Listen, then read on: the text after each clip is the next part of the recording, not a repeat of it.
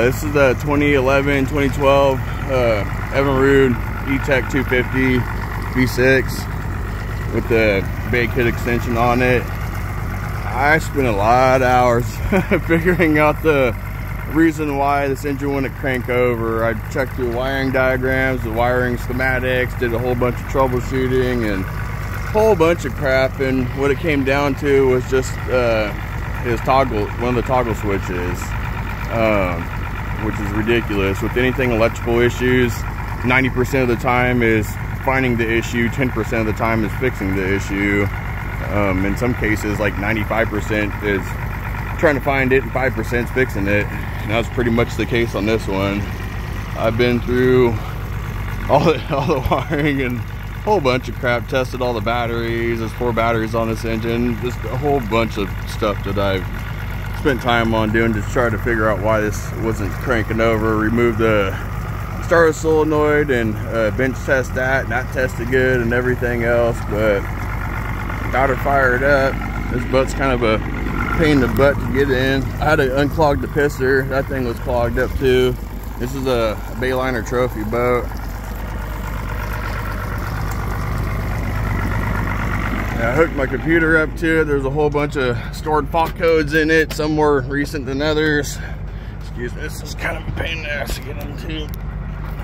I got a bruise on the inside of my thigh from keep hopping in and out of this boat.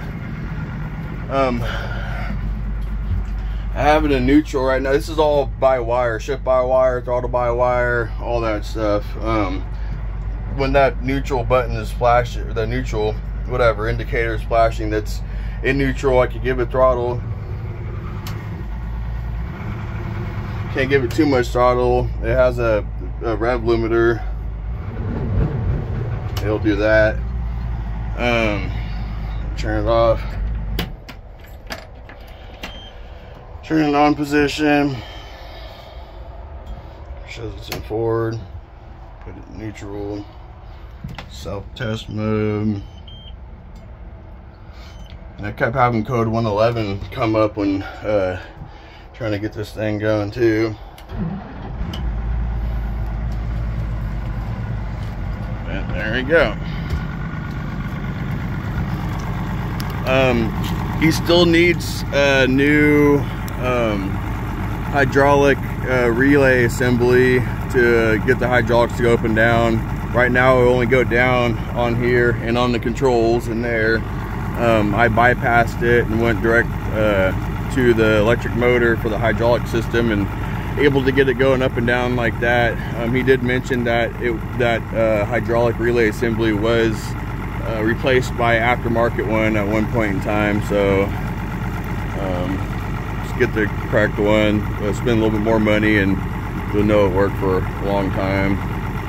But yeah, so happy to be done with all that crap, that's for sure. I spent so many hours in this engine. There's not really much to show for it, which is a sad thing about electrical issues, is that you spend a lot of time into things and there's not really much to show for it. Piston is good. He replaced the spark plugs. Have to ask him about the gear oil. I'll check that or whatever, but engine's running good, running like it should. And yeah, everything's working.